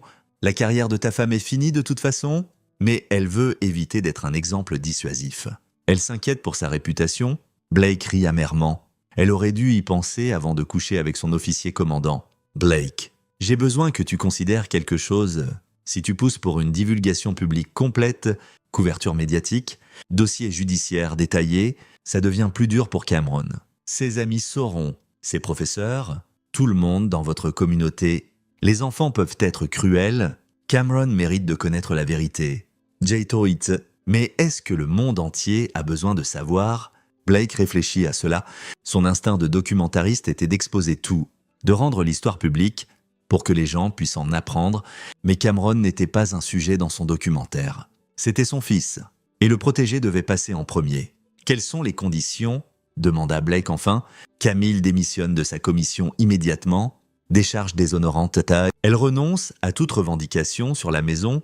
À la moitié de tes actifs, tu obtiens la garde complète avec elle, ayant seulement des droits de visite supervisés. En échange, tu gardes les preuves privées, pas d'exposition médiatique, pas de documentaire, pas de divulgation publique au-delà de ce qui est requis pour les dossiers militaires. C'est tout. Elle s'en tire juste comme ça. Elle perd sa carrière, sa réputation dans les cercles militaires et son fils. Elle ne s'en tire pas proprement, Blake. Elle s'en tire détruite. Juste discrètement, Blake pensa au visage de Camille ce premier jour à la maison, souriant pendant qu'elle mentait sur le fait qu'il lui avait à manquer, à Cameron pleurant dans la voiture, à 8 mois de trahison. « Je veux une addition aux conditions », dit Blake. Elle doit dire la vérité à Cameron. Face à face, supervisée, elle doit admettre ce qu'elle a fait et pourquoi. Pas d'excuses, pas de justification. Elle lui doit ça. Je le proposerai à son avocat. À 14 heures, Yann rappela. Elle a accepté. Réunion supervisée avec Cameron. Divulgation complète. Ce samedi à mon bureau. Après ça, elle signe les papiers de démission et l'accord de divorce. Et Walter n'obtient pas d'accord. Osborne pousse pour une cour martiale complète. Il a eu de multiples liaisons avec des subordonnés et avec le divorce de Stacy Public. L'armée ne peut plus le protéger. Il risque une décharge déshonorante, perte de pension et possible temps de prison pour conduite indigne. Bien, mercredi matin, Blake reçut un appel d'un numéro inconnu. Il faillit ne pas répondre, mais la curiosité l'emporta. M. Holland. C'est le général Hayes. La voix était coupante, autoritaire, habitué à être obéi. La poigne de Blake se serra sur le téléphone. Général Hayes, le beau-père du colonel Walter. Oui, j'appelle pour discuter de la situation avec le colonel Walter et votre femme. Il n'y a rien à discuter. M. Holland. Je comprends que vous soyez en colère. Vous avez tous les droits de l'être. Mais je vous demande, pour le bien de tous les impliqués, de considérer de laisser cette affaire être gérée discrètement. Le colonel Walter a servi ce pays pendant 26 ans et a utilisé sa position pour exploiter sexuellement des subordonnés, interrompit Blake, y compris ma femme. C'est une allégation sérieuse. C'est un fait documenté. Le capitaine Osborne a des preuves d'au moins 2 liaisons précédentes entre le colonel Walter et des femmes sous son commandement. Ma femme est la dernière, pas la première. Le général Hayes fut silencieux un moment. M. Holland. Je suis préparé à faire une offre financière substantielle en échange de votre discrétion. La pension du colonel Walter, sa réputation, ne valent rien pour moi. Général, j'ai fait une carrière en exposant des hommes puissants qui pensent que leur position les place au-dessus des conséquences. Pensiez-vous vraiment que j'accepterais un pot de vin pour protéger votre gendre ? J'essaie de protéger ma fille et mes petits-enfants de l'humiliation, alors vous auriez dû arrêter Walter il y a des années au lieu de le couvrir. Votre fille le divorce ? Elle mérite mieux qu'un homme qui trompe en série et manipule des subordonnés. Et ses petits-enfants y méritent de savoir que leur père n'est pas un héros. C'est un prédateur, M. Holland. On en a fini ici. Général, votre gendre affronte une cour martiale. Si vous interférez, le capitaine Osborne m'a assuré qu'elle rendra publique votre protection précédente de Walter. Vous pouvez perdre votre réputation avec la sienne, ou vous pouvez partir. Votre choix, Blake raccrocha. Cameron avait écouté depuis la porte. C'était son beau-père. Ouais. Essayant de faire disparaître ça, mais ça ne disparaît pas. Non, ça ne disparaît pas. Jeudi matin, Blake reçut un autre appel, cette fois de Stacy Walter. Blake, je voulais vous remercier, dit-elle. Le divorce est finalisé. J'obtiens la garde complète de mes filles, la maison et la moitié de la pension de Darren. Enfin, ce qu'il en reste après que l'armée prenne sa part. Comment vos filles le gèrent-elles? Elles sont en colère contre leur père. Confuses surtout. Mais elles sont résilientes. On va s'en sortir. Je suis content. Blake, je sais qu'on s'est coordonné contre nos conjoints, mais j'ai besoin que vous sachiez quelque chose. Ce que Camille a fait était mal, mais elle était dans une position impossible. Darren est bon pour manipuler les gens, surtout les femmes sous son commandement. Il les fait se sentir spéciales, choisies, comme si elles étaient partenaires dans quelque chose de plus grand qu'elles. Puis il utilise cette connexion pour les exploiter. Vous la défendez? Non. Je vous donne du contexte. Ce qu'elle vous a fait, à vous et Cameron, est impardonnable, mais elle est aussi une victime des schémas de Darren. Je voulais que vous compreniez ça. Blake réfléchit à cela. Ça ne change rien. Je sais, mais peut-être que ça aide Cameron à mieux comprendre sa mère. Elle a fait des choix terribles, mais elle n'est pas un monstre. C'est une femme qui s'est retrouvée prise dans quelque chose de toxique et a détruit sa famille dans le processus. Merci de me l'avoir dit. Vendredi après-midi, Blake fit asseoir Cameron pour une conversation sérieuse. Demain, tu vas rencontrer ta mère. Elle va expliquer ce qui s'est passé et pourquoi tu n'as pas à lui pardonner et tu n'as pas à prétendre que tu vas bien. Mais tu devrais écouter, comprendre. Et si je ne veux pas la voir, c'est ton choix. Mais je pense que tu le regretteras si tu ne le fais pas. Des années plus tard, tu pourrais avoir des questions. Demain est ta chance d'obtenir des réponses. Cameron hocha lentement la tête. Tu seras là, je serai dans la pièce d'à côté. Si tu as besoin de moi, appelle juste. D'accord? Je le ferai. Chapitre 7. L'aveu. Samedi matin arriva froid et clair. Blake conduisit Cameron au bureau d'Ian Lawson en centre-ville de Charlotte. Aucun d'eux ne parla pendant les 20 minutes de trajet. Les mains de Cameron se serraient et se desserraient sur ses genoux. Énergie nerveuse qu'il ne pouvait contenir. « Souviens-toi, dit Blake en se garant, tu ne lui dois rien, pas le pardon, pas la compréhension, juste écouter. C'est tout. » Ils prirent l'ascenseur jusqu'au 8e étage. Ian les rencontra dans la zone de réception. Son expression professionnellement neutre. « Elle est déjà là, dit Ian calmement. Le capitaine Hart est avec elle. Je surveillerai depuis la salle d'observation. Et Blake, tu y seras aussi. Cameron, tu auras un bouton de panique si tu as besoin de terminer la conversation tôt. »« Je vais bien ?» dit Cameron. Mais sa voix tremblait. La salle de conférence était spartiate. Une table, des chaises et une carafe d'eau. Camille était assise d'un côté, paraissant plus petite que Blake ne s'en souvenait. Elle avait vieilli de des années en une semaine, cernes sombres sous les yeux, cheveux tirés en arrière sévèrement, portant des vêtements civils au lieu de son uniforme. Le capitaine Hart était assis à côté d'elle, un tampon professionnel. Camille se leva quand Cameron entra. « Cameron, merci d'être venu. » Cameron ne répondit pas, s'assit juste en face d'elle. Blake regarda à travers la vitre sans teint, sa poitrine serrée de rage protectrice. « Je vais sortir, » dit le capitaine Hart. « Cette conversation est entre mère et fils, mais je serai juste dehors si besoin. » Après son départ, Camille et Cameron s'assirent dans un silence lourd. Enfin, Camille parla. « Je ne sais pas par où commencer, » dit-elle. « J'essaye de trouver quoi te dire depuis des jours, et rien ne sonne juste. Commence par la vérité, » dit Cameron, sa voix plus dure que Blake ne l'avait jamais entendue. « C'est ce que papa dit toujours, juste dire la vérité. » Camille tressaillit. « D'accord, la vérité, Cameron. J'ai eu une liaison avec mon officier commandant. Ça a commencé il y a environ 6 mois. 2 mois après mon déploiement. C'était mal, c'était égoïste. Et ça a détruit notre famille. Je suis désolé. Pourquoi? Pourquoi je l'ai fait? Parce que j'étais seule et effrayée et que le colonel Walter me faisait me sentir importante.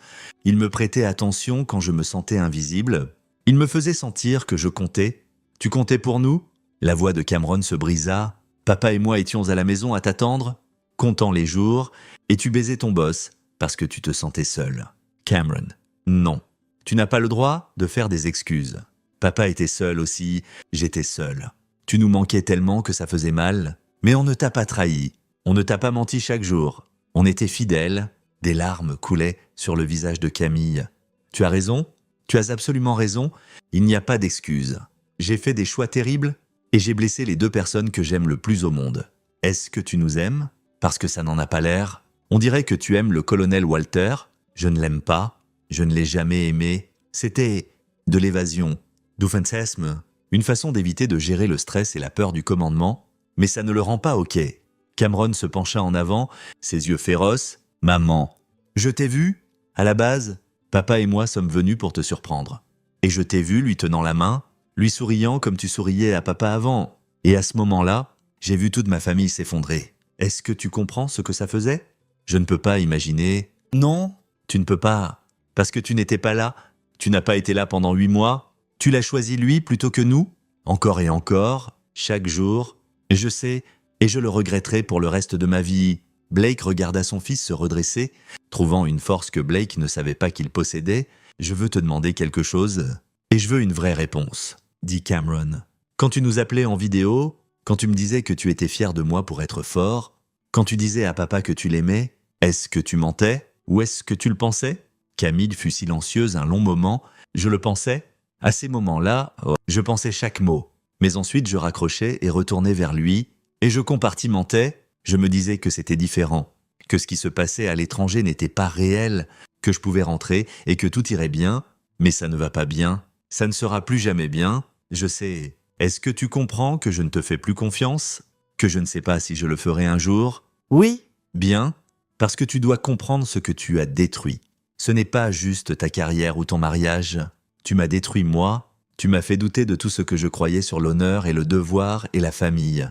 Tu m'as rendu effrayé de faire confiance à quiconque, effrayé que tous ceux que j'aime me trahissent éventuellement. Camille couvrit son visage de ses mains, sanglotant. « Je suis tellement désolé, Cameron, tellement désolé. Désolé ne répare pas. Je sais, à travers la vitre, Blake sentit son cœur se briser pour son fils, si jeune pour apprendre des leçons si dures sur la trahison et les conséquences. « Puis-je te demander quelque chose ?»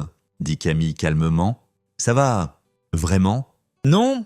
Je suis en colère et blessé et confus, mais je survivrai. Papa s'en assure. Ton père, c'est un bonhomme. Mieux que je ne mérite? Ouais, il l'est. Cameron, je sais que je n'ai pas le droit de demander ça. Mais, y a-t-il une chance que tu me pardonnes un jour? Pas maintenant, je sais, mais peut-être des années plus tard.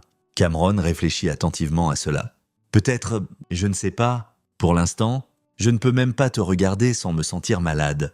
Mais papa dit que j'ai le droit d'avoir des sentiments compliqués, que je peux être en colère et t'aimer quand même éventuellement, donc peut-être un jour, mais pas aujourd'hui. C'est juste, maman, une question de plus. Si tu pouvais revenir en arrière, si tu pouvais le refaire, choisirais-tu différemment? Camille rencontra les yeux de son fils. Oui, sans hésitation. Je vous choisirai toi et ton père chaque fois, mais je ne peux pas revenir en arrière. Je ne peux que vivre avec ce que j'ai fait. Cameron se leva. J'en ai fini maintenant. Attends. Camille tendit la main pour la sienne, mais Cameron recula. Ne me touche pas, s'il te plaît. D'accord? Je comprends? La voix de Camille était à peine un murmure. Cameron, je t'aime. Je sais que ça ne veut pas dire grand-chose maintenant, mais j'ai besoin que tu le saches. Je t'aime aussi, maman, mais je ne t'aime pas beaucoup en ce moment. Cameron sortit. Blake le rencontra dans le couloir, l'attirant dans une étreinte serrée. Cameron pleura dans l'épaule de Blake, des sanglots profonds, déchirants qui s'étaient accumulés pendant des semaines. « Je suis fier de toi », murmura Blake. « Tu as été si fort là-dedans, ça fait tellement mal. »« Papa, je sais, mais tu l'as affronté. Ça prend du courage. » Le capitaine Hart émergea de la salle de conférence, son expression grave. Le major Holland est prêt à signer les papiers. Blake et Cameron rentrèrent à la maison pendant que Ian gérait les procédures légales. 2 heures plus tard, Ian appela pour confirmer. Camille avait démissionné de sa commission, signé les papiers de divorce et accepté des visites supervisées seulement. C'était fini. Ce soir-là, Blake prépara le dîner pendant que Cameron faisait ses devoirs à la table de la cuisine, essayant de maintenir une certaine normalité dans leur vie bouleversée. « Papa, » dit Cameron pendant un calme, « qu'est-ce qui arrive au colonel Walter ? Sa cour martiale est programmée pour le mois prochain. Il affronte de multiples accusations. Ira-t-il en prison ? Peut-être, probablement pas longtemps, mais il perdra définitivement tout le reste. Carrière, pension, réputation, bien ?» Blake regarda son fils. Voyant la dureté qui n'était pas là 8 mois plus tôt, « Cam, j'ai besoin que tu comprennes quelque chose. Ce qu'on a fait, les exposer, exiger des conséquences, était nécessaire, mais ne laisse pas ça te rendre cynique. Ne laisse pas leur trahison empoisonner ta capacité à faire confiance ou à aimer. Comment je suis censé faire ça ? En te souvenant qu'ils ont fait des choix, de mauvais choix. Mais pas tout le monde fait ses choix. Certaines personnes sont fidèles, honnêtes et dignes de confiance. Tu dois juste apprendre à reconnaître la différence. Comme toi, comme moi, comme Hugues. Comme ton grand-père, on existe. Chapitre 8. Shooty. La cour martiale du colonel Darren Walter commença un mercredi matin début novembre. Blake y assista. Assis dans la galerie publique avec Hugues et Ian, Cameron resta à la maison, ayant dit qu'il avait vu assez de justice pour une vie. La salle d'audience était formelle, stérile. Exactement ce que Blake attendait des procédures militaires. Un panel de 5 officiers siégeait en jugement. Le colonel Walter était assis à la table de la défense en uniforme de parade, dépourvu d'un signe de commandement, paraissant plus petit qu'il ne l'avait été dans les images de surveillance de Denver. Le capitaine Elizabeth Osborne poursuivit avec une précision clinique. Elle entra en évidence les vidéos de Blake, les relevés hôteliers, témoignages de soldats à la base qui avaient vu une conduite inappropriée. Puis, elle sortit ses propres preuves, 2 plaintes précédentes contre Walter de subordonnées féminines. Toutes 2 rejetées discrètement quand Walter fut transféré. Le colonel Walter a un schéma, dit Osborne au panel. Il identifie des subordonnées vulnérables, des femmes servant sous son commandement, et il exploite cette dynamique de pouvoir pour sa propre gratification. Le major Holland est la dernière victime de ce schéma. Mais elle n'est pas la première, et si on ne l'arrête pas maintenant, elle ne sera pas la dernière. L'avocat de la défense de Walter, un major fatigué qui savait clairement qu'il avait une affaire perdue, essaya d'argumenter que les relations étaient consensuelles, que Walter avait commis des erreurs de jugement, mais pas des actes criminels. Osborne détruisit cet argument méthodiquement. Il n'y a pas de relation consensuelle entre un officier commandant et une subordonnée. Le déséquilibre de pouvoir rend un consentement genou impossible. Le colonel Walter a utilisé son grade, son autorité et sa position pour poursuivre des liaisons avec des femmes qui ne pouvaient pas le refuser sans risquer leur carrière. Elle appela Stacy Walter à témoigner. L'ex-femme prochaine de Darren prit la barre avec une dignité calme, décrivant des années d'infidélité, de mensonges et de manipulation. Il me disait que c'était le stress du travail, dit Stacy, qu'il avait besoin d'espace pour décompresser. Puis je trouvais des reçus d'hôtel, des relevés téléphoniques, des preuves d'autres femmes.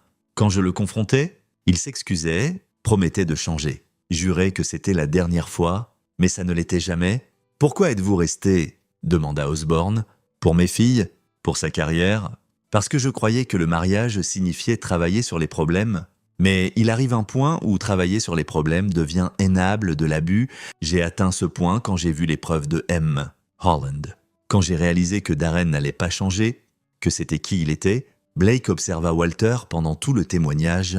Le colonel était assis raide, son visage soigneusement neutre, mais Blake vit les fissures, la tension dans sa mâchoire, la manière dont ses mains agrippaient la table.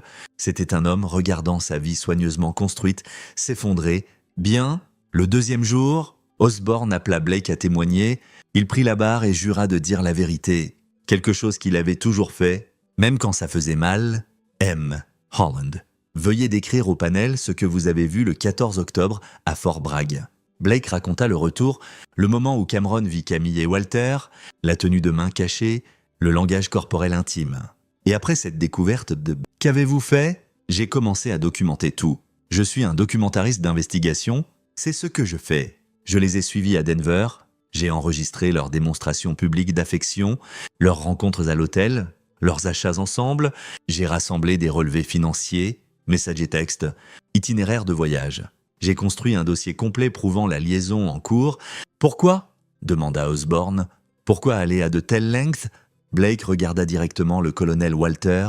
Parce que j'ai passé 20 ans à exposer des gens qui abusent du pouvoir, politiciens qui exploitent leurs électeurs, dirigeants qui fraudent leurs employés, prédateurs qui manipulent les vulnérables. Le colonel Walter et tout ça, il a utilisé son grade pour poursuivre une liaison avec une subordonnée, il a manipulé ma femme, et il a détruit ma famille. Je voulais m'assurer qu'il affronte des conséquences. L'avocat de Walter contre-interrogea, essayant de peindre Blake comme un mari vindicatif cherchant la vengeance. N'est-ce pas vrai, M. Holland, que vous étiez motivé par une colère personnelle plutôt que la justice? Oui, dit Blake simplement. J'étais en colère, ma femme m'a trahi, et le colonel Walter a facilité cette trahison, mais la colère ne rend pas les preuves moins valides. Il a quand même commis de la fraternisation, il a quand même abusé de son autorité, ma motivation ne change pas ses actions. Mais vous êtes allé à des longueurs extraordinaires, j'ai fait mon travail, j'ai enquêté, j'ai documenté et j'ai présenté des preuves, c'est ce que je fais professionnellement. Le fait que c'était personnel ne le rend pas moins légitime. Le 3e jour, le panel délibéra pendant 4 heures, puis ils revinrent avec leur verdict. Colonel Darren Walter, ce panel vous trouve coupable de fraternisation, conduite indigne d'un officier et abus d'autorité. Vous êtes par la présente déchargé déshonorablement de l'armée des États-Unis, dépourvu de grade et forfait de tous les avantages, y compris la pension. De plus, vous êtes condamné à 6 mois de confinement. Suspendu en attente de bonne conduite, le visage de Walter resta impassible. Mais Blake vit ses mains trembler pendant que le panel délivrait la sentence. Décharge déshonorante, pas de pension, carrière détruite, réputation ruinée, tout ce qu'il avait construit en 26 ans parti, justice. Après la cour martiale, Blake sortit dans l'air froid de novembre. Hugh le trouva debout près de leur voiture. « Comment te sens-tu » demanda Hugh, vide et admit Blake. « Je pensais que je me sentirais satisfait, justifié, mais je me sens juste vide. C'est parce que la vengeance ne guérit pas les blessures. Blake, elle tient juste les gens responsables. La guérison vient plus tard. Quand? C'est la question, n'est-ce pas ?» Cette nuit-là, Blake reçut un email de Camille. Sujet, je suis désolé. Blake, je sais que tu ne veux probablement pas entendre de moi, mais j'avais besoin de dire ça. Tu avais raison de nous exposer. Tu avais raison d'exiger des conséquences. J'ai détruit notre famille et je mérite de perdre tout. Je ne demande pas le pardon. Je ne demande pas une autre chance. Je veux juste que tu saches que je comprends maintenant ce que j'ai fait. La cour martiale, entendre le témoignage de Stacy Walter, regarder Darren s'effondrer, ça m'a fait réaliser que je n'étais pas spécial. J'étais juste une autre femme qui l'a manipulée, une autre subordonnée qui l'a exploitée. Ça n'excuse pas mes choix, mais ça m'aide à les comprendre. S'il te plaît, prends soin de Cameron. C'est un bon gamin et il mérite mieux que ce que je lui ai donné. Tu es un meilleur parent que je ne l'ai jamais été. Je vous aimerai toujours tous les deux, même si je ne le mérite pas. Camille, Blake lut l'email 2 fois, puis l'archiva sans répondre. Certaines choses ne nécessitaient pas de réponse. Certaines excuses arrivaient trop tard pour compter. 3 semaines plus tard, Blake était assis dans son bureau en train de monter des images pour un nouveau documentaire.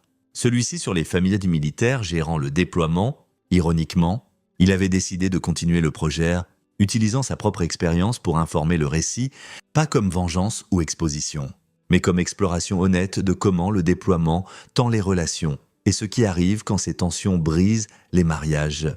Cameron frappa à la porte du bureau. « Papa, on peut parler ?»« Toujours. »« Mon grand, entre... » Cameron s'assit dans le fauteuil de montage, paraissant plus détendu qu'il ne l'avait été depuis des mois. L'école allait mieux, il avait rejoint l'équipe de soccer, il souriait plus souvent maintenant. « J'ai réfléchi à maman, » dit Cameron. « Ouais.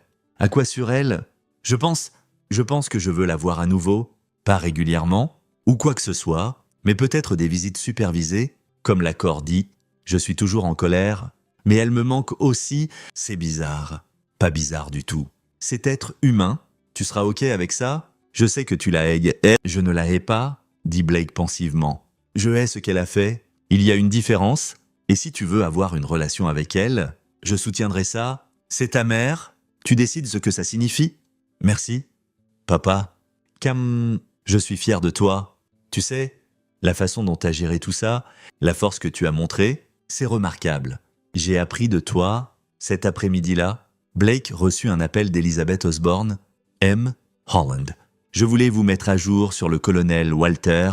Il fait appel de la décharge déshonorante, prétendant que les preuves ont été obtenues improprement. Ça marchera. Non! Le Military Review Board a déjà rejeté l'appel. Il s'accroche à des pailles et la sentence de 6 mois, il en servira 3, puis sera libéré en probation supervisée. Après ça, c'est un civil avec une décharge déshonorante à son dossier. Bonne chance pour trouver un emploi décent avec ça. Blake se permit un moment de satisfaction. Merci pour tout. Capitaine Osborne, vous avez rendu ça possible? Vous l'avez rendu possible en rassemblant des preuves. Je n'ai fait que poursuivre l'affaire, mais Blake, un conseil de quelqu'un qui a vu beaucoup de ces situations, ne laissez pas ça vous définir. Vous avez exposé la corruption, vous avez tenu les gens responsables et vous avez protégé votre fils. C'est assez. Ne laissez pas la vengeance consumer ce qui reste de votre vie. Je ne le ferai pas. Promit Blake. Décembre arriva avec de la neige précoce. Blake et Cameron décorèrent pour Noël, établissant de nouvelles traditions maintenant que c'était juste eux deux. Venait pour des dîners. Ian passait avec des mises à jour légales. Le divorce était finalisé, la garde réglée, les actifs divisés. La veille de Noël, Blake et Cameron roulèrent au bureau d'Ian pour la première visite supervisée de Cameron avec Camille. En un mois, elle avait l'air mieux que la dernière fois que Blake l'avait vue. Plus saine, les yeux plus clairs. Elle avait commencé une thérapie, d'après ses mises à jour par message auxquelles Blake répondait occasionnellement. « Joyeux Noël, Cameron », dit Camille, sa voix hésitante. « Joyeux Noël, maman ». Blake les regarda s'asseoir ensemble dans la salle de conférence à travers la vitre sans teint.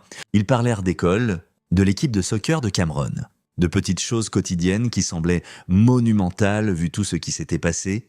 Après 30 minutes, Cameron serra sa mère dans ses bras au revoir. Pas une longue étreinte, pas le genre qu'ils partageaient autrefois, mais un début. Comment c'était ? Demanda Blake pendant qu'il roulait à la maison. Ok, toujours bizarre, mais ok, c'est bien. Papa, est-ce que tu penses que tu lui pardonneras un jour ? Blake réfléchit à cela. Je ne sais pas, peut-être un jour, mais le pardon ne signifie pas oublier ou condamner ce qu'elle a fait. Ça signifie juste lâcher la colère assez pour avancer. Tu y es ? Je m'en rapproche. Le soir du Nouvel An, Blake reçut un appel de Stacy Walter. Blake, je voulais vous souhaiter une bonne année et vous remercier encore pour tout. Mes filles et moi sommes dans un meilleur endroit maintenant. On avance ? Je suis content ? Comment vont-elles ? Elles sont résilientes, en colère contre leur père, mais en guérison. On a commencé une thérapie familiale, ce qui aide. Elles demandent parfois pour Cameron comment il gère tout. Il va bien, un gamin fort, il tient de son père. Elle marqua une pause. Blake, je sais qu'on a été réunis par des circonstances affreuses, mais je suis reconnaissante de vous avoir rencontré. Vous m'avez montré que exiger la responsabilité n'est pas cruel. C'est nécessaire. Vous l'auriez compris vous-même, peut-être, mais vous l'avez rendu plus facile. Après avoir raccroché, Blake sortit sur sa terrasse arrière. La nuit était claire et froide, les étoiles nettes contre le ciel noir. Une nouvelle année approchant, pleine de possibilités et d'incertitudes. Le trouva là 1 heure plus tard, portant du champagne pour minuit. « Comment vas-tu ?»« Vraiment ?» demanda Hugues. « Honnêtement, je vais bien, mieux que bien. J'ai fait ce que je croyais juste, j'ai tenu les gens responsables, j'ai protégé mon fils, et je reconstruis une vie honnête et réelle. Pas de regrets sur comment tu l'as géré ? Quelques-uns, j'aurais pu être moins impitoyable par endroits, peut-être, mais globalement, non. Ils ont fait des choix, j'ai fait des choix, et maintenant on vit tous avec les conséquences. C'est très philosophique pour le réveillon du Nouvel An, j'ai eu le temps de réfléchir, l'horloge sonna minuit. Des feux d'artifice explosèrent sur le skyline de Charlotte. Couleur vive contre l'obscurité hivernale, Blake leva son verre de champagne. « À de nouveaux débuts, dit-il. « À de nouveaux débuts ?» répondit Hugues. Blake pensa à sa carrière. 20 ans à exposer la corruption et exiger la responsabilité. Il avait fait tomber des sénateurs et des dirigeants et des trafiquants d'êtres humains, et quand la trahison était arrivée à sa propre porte, il avait appliqué ces mêmes principes sans hésitation. Certains pourraient appeler ça de la vengeance. Blake appelait ça de la justice. Cameron les trouva sur la terrasse à 0h15. « Papa, tu as raté ça ? La boule qui descend. J'ai vu les feux d'artifice. C'est assez. Bonne année, papa. Bonne année. Cam. » Ils se tinrent ensemble, père et fils. Regardant la ville célébrer, Blake sentit la paix s'installer sur lui. Pas la paix de l'oubli, mais la paix de la résolution. La paix de savoir qu'il avait combattu pour ce qui comptait et gagné. Camille avait sa liberté, diminuée comme elle l'était. Walter avait sa disgrâce. Cameron avait sa vérité. et Blake avait son intégrité intacte, son fils en sécurité et son avenir ouvert. En fin de compte, c'était une victoire suffisante. Épilogue. 6 mois plus tard, Blake sortit son documentaire « Le coût du déploiement ». Il explorait les familles militaires gérant la séparation, l'infidélité et la trahison. Il ne nomma pas Camille ou Walter spécifiquement, mais utilisa leur histoire comme cadre pour comprendre comment le déploiement tend les relations et ce qui arrive quand ces tensions brisent les mariages. Le documentaire gagna des prix. Blake donna les proceeds à des organisations de soutien aux familles militaires. Cameron, diplômé du lycée avec mention, et choisit d'aller à l'université près de la maison, voulant rester près de son père. Il voyait Camille une fois par mois, des visites supervisées qui devinrent lentement moins tendues, bien que leur relation ne serait jamais ce qu'elle avait été. Camille trouva du travail comme consultante en logistique pour des entreprises privées, son expérience militaire valable même sans son grade. Elle suivait une thérapie, payait sa pension alimentaire et reconstruisait lentement une vie définie par des conséquences plutôt que des échappatoires. Le colonel Darren Walter servit sa sentence de 3 mois et émergea pour se trouver inemployable dans son domaine. Ses filles refusaient le contact. Stacy déménagea au Colorado avec les filles et se remaria 2 ans plus tard. Walter disparut dans l'obscurité, un exemple dissuasif murmuré dans les cercles militaires. Elizabeth Osborne fut promue major et continua à poursuivre des affaires de faute militaire, utilisant les méthodes de documentation de Blake comme modèle de formation pour les enquêteurs. Et Blake Holland continua son travail, exposant la corruption et exigeant la responsabilité, mais maintenant, il comprenait viscéralement ce que ses sujets ressentaient, la douleur de la trahison, la nécessité des conséquences, et le long chemin difficile vers la guérison. Il avait toujours cru que la vérité comptait, que les actions avaient des conséquences, et que la justice valait la peine d'être combattue. Il y croyait toujours, et cette fois, il l'avait prouvé dans l'arène qui comptait le plus. Sa propre vie. C'est ici que notre histoire se termine. Partagez vos pensées dans la section des commentaires. Merci pour votre temps. Si vous avez aimé cette histoire, veuillez vous abonner à cette chaîne. Cliquez sur la vidéo que vous voyez à l'écran et je vous verrai là-bas. In that way. Yeah, but how am I gonna have it for the rest of my life? Because once your joints stiffen in that way, they don't Oh.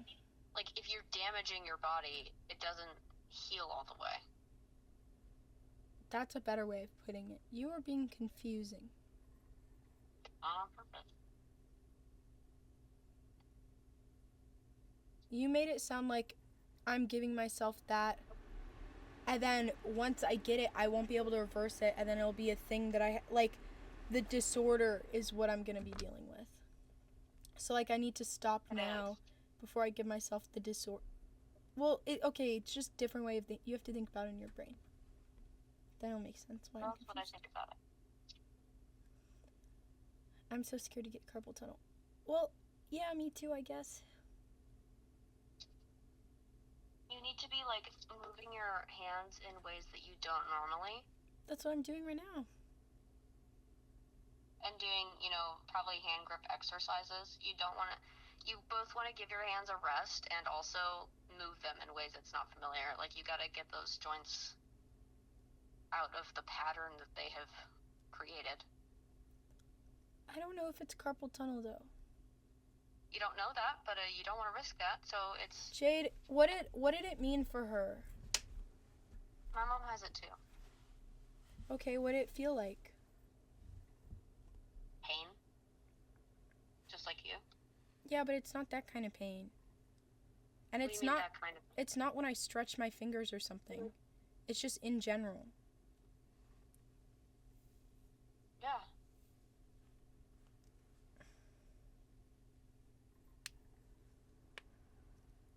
Overuse. No, I want to hear from someone who actually has it, or knows someone who has it, who knows exactly what that is. Pain and cramping, that's not what I feel. For me, if your fingers fall asleep, if your hands fall asleep and there's that pins and needle feeling, that's what it feels like. But my hands don't feel asleep. It just feels like someone's stabbing me with a ton of needles. And it just keeps happening, and it hurts. It feels like I'm getting a ton of thorns in my fingers. And it's been this way for 3 days straight. And I'll just be sitting here or holding a cup or whatever, and it'll hurt all of a sudden, and I have to like shake it out because it like, but it doesn't matter because it just hurts. Like if ow. But if I like touch my fingers together, it hurts too. Like if I, it's not a tingle though. It's like a sharp stab pain. But like if I touch, it's like my nerves are really sensitive. Ow. Part of me thinks like if I press hard enough and make it hurt, that it'll like, I'll push through it, but it's not working. Not like an electric shock, like I'm being stabbed with thorns. Like there's a bunch of needles going through my skin.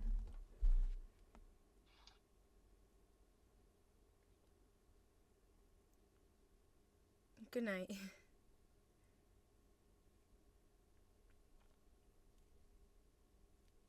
I don't know. What did you just stumble upon? I don't know. We're talking about my hand pain. Did I touch a plant? No. Maybe you should go to the doctor. I'd like to. I know, that's what I'm saying. It's like when you fall asleep, but my hands aren't asleep. It just hurts. It just feels like that.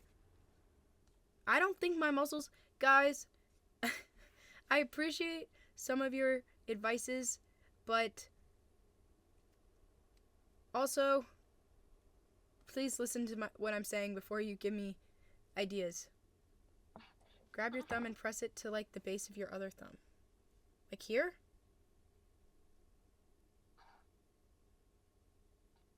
Ow.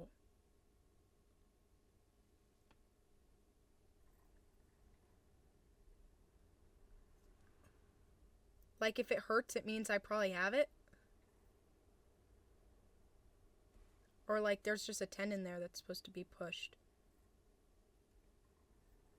I don't know what I'm supposed to be looking for. Oh, it can help relieve it? Well, it just kind of hurt. What do I do when I'm sad? Probably cry.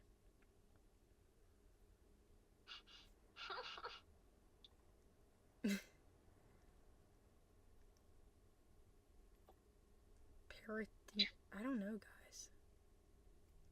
It doesn't feel like a cramp. It doesn't. I don't know what it is.